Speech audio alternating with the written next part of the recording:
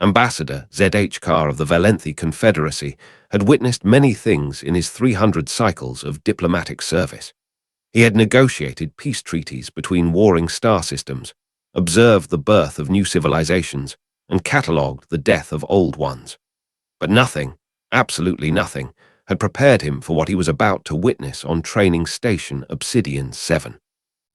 The observation deck overlooked a barren moon designated as Testing Ground Sigma 9. ZHK's compound eyes tracked the descent of a single human shuttle, watching it land with what his species would consider reckless abandon on the dusty surface. The shuttle's doors opened, and 20 human cadets emerged, their forms bulky in environmental suits. "These are your finest warriors?" ZHK asked, his translator converting his clicking mandibles into galactic standard. Commander Orla Chen stood beside him, her arms crossed, a slight smile playing at the corners of her mouth. The human officer's dark hair was pulled back in a regulation bun, and her uniform bore the insignia of the Terran Defense Academy. "Warriors? No, Ambassador. These are first-year engineering cadets.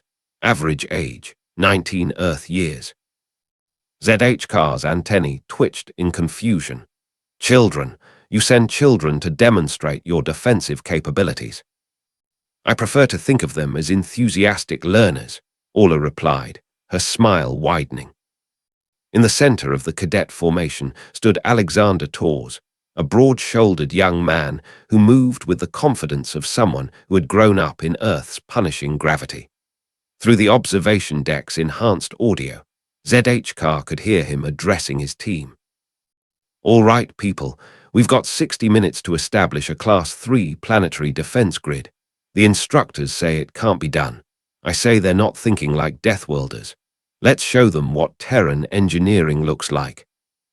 A chorus of enthusiastic shouts answered him. ZHK watched, fascinated and horrified in equal measure, as the cadets immediately dispersed in what appeared to be complete chaos. No formation, no careful planning discussion, no methodical approach. Just pure kinetic action. "They have no coordination," ZHK observed, his concern mounting. "No strategy session. This is madness." Orla tapped her datapad, pulling up multiple camera feeds. "Watch." Alexander and 4 others were already sprinting, actually sprinting in full environmental gear, toward the shuttle's cargo bay. They emerged moments later, carrying what ZHK recognized as a portable fusion reactor core. The Valenthi ambassador's eyes widened. Such a device typically required a team of 12 and anti-grav assistance to move safely. The humans were jogging with it. "Reactor team, set up grid coordinates Alpha 1 through Alpha 5. Alexander's voice crackled over the comm. "Defense array team, I need those sensor posts at elevation points. Move, move, move." Another group was already deploying from the shuttle in a ground vehicle that looked like it had been assembled from spare parts and pure audacity. They bounced across the lunar surface at speeds that would have made any safety inspector faint, scattering sensor posts as they went. ZHK consulted his own data device. According to Confederacy protocols, establishing a single sensor post requires 43 minutes of careful calibration to ensure. "There," Orla interrupted, pointing at the display. "Post 1 is online." 7 minutes had passed. That's impossible," ZHK stammered. "The quantum alignment alone requires." 18 more posts just came online," Orla said calmly. "The humans have a saying, good enough is good enough. Perfect is the enemy of done." On the surface, Alexander was now directing what could only be described as controlled chaos. 3 cadets were assembling a communications array using what appeared to be improvised tools. Another group had somehow already completed the fusion reactor installation and were running power conduits across the lunar surface with a speed that defied reason. "Emergency shield generators online," a voice called out over the comm. "Someone get me a power coupling. Never mind, I'll make one." ZHK watched in growing disbelief as a young woman with bright purple hair literally fabricated a power coupling from materials in her equipment pack. They're inventing solutions in real time, he whispered. Necessity is the mother of invention, Orla quoted. Another human saying, we're very good at improvisation, Ambassador. It's what happens when you evolve on a planet that's actively trying to kill you. 23 minutes had elapsed. The defense grid was taking shape at a pace that violated every engineering principle ZHK had ever learned. The cadets weren't following a careful, methodical approach. They were attacking the problem from multiple angles simultaneously, adapting on the fly, compensating for each other's actions without apparent communication. How do they coordinate without constant communication? ZHK asked. They don't need to, Orla explained. They've trained together. They trust each other. They understand the objective and they know their capabilities. We call it commander's intent. Give people the goal and let them figure out how to achieve it. Alexander was now at the central control hub, his fingers flying over a makeshift console. Targeting systems linking up. Give me confirmation on sectors 3 through 7. Confirmed, multiple voices called back. Particle beam arrays. Deployed and charging. Kinetic interceptors. Loaded and ready. ZHK's mandibles clicked in agitation. This is reckless. One mistake, one miscalculation, and the entire system could catastrophically fail. Orla's expression grew serious. You're right, it could, but it won't. 37 minutes. The defense grid was 90% operational. ZHK could see it on the tactical display, a web of sensors, weapons platforms, shield generators, and communication nodes that would have taken a Valenthi engineering core 3 weeks to establish. These human children had done it in half an hour. Final power distribution check, Alexander called out. Someone tell me the reactor isn't going to melt down. Reactor's purring like a kitten, came the response. We're at 68% optimal efficiency. Good enough. Bring the main grid online.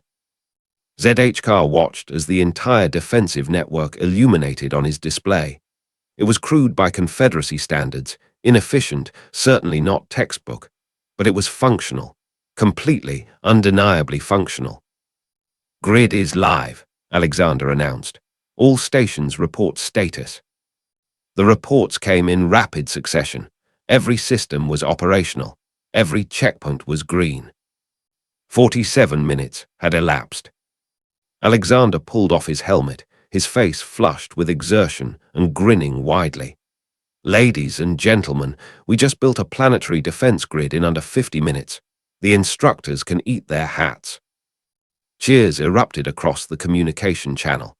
The cadets were celebrating, embracing each other, their joy and pride palpable even through the observation deck's reinforced windows. ZHK turned to Orla, his entire posture conveying shock. I need to contact my government immediately. Orla's smile faded slightly. Ambassador. We've been planning an invasion of the Terran systems, ZHK said bluntly. The translator couldn't quite capture the resignation in his voice. For 3 cycles, we've been developing strategies, building fleets, preparing for what we assumed would be an easy conquest of a young, inexperienced species. He gestured toward the moon's surface, where the cadets were now taking group photos in front of their hastily constructed defensive grid. Those are children, he continued. Untested, inexperienced children, and they just accomplished in an hour what our finest engineers would need weeks to complete. They improvised, adapted, and succeeded through methods that our military doctrine says should fail. ZHK's antennae drooped in a gesture of defeat. If this is what your children can do, what can your veterans accomplish? What horrors could your actual warriors unleash? Orla placed a hand on the ambassador's carapace, a gesture of reassurance. We prefer friendship to warfare, Ambassador. Humans are dangerous when threatened, yes, but we're much better as allies than enemies. On the surface, Alexander had gathered his team for a final briefing. Through the audio feed, ZHK heard him say, "Great work, everyone. But remember, this was the easy part. The real challenge is maintaining and improving what we've built. That's where true engineering happens. The cadets nodded, their celebration tempered by their leader's wisdom.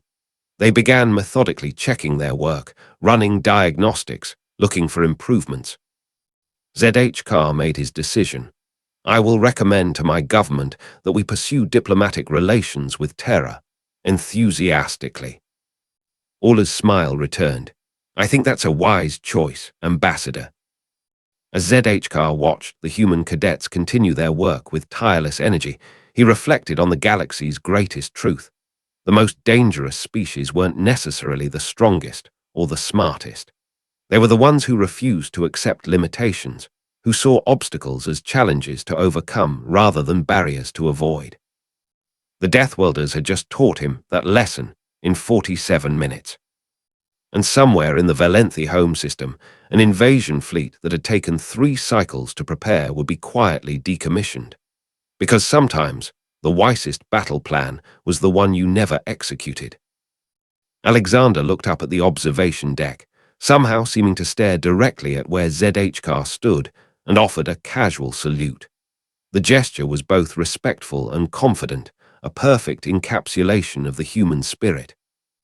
ZHK returned the gesture in his species fashion, acknowledging not just a cadet, but a representative of a civilization that had just changed the balance of galactic power without firing a single shot. The humans had arrived, and the galaxy would never be the same. The end.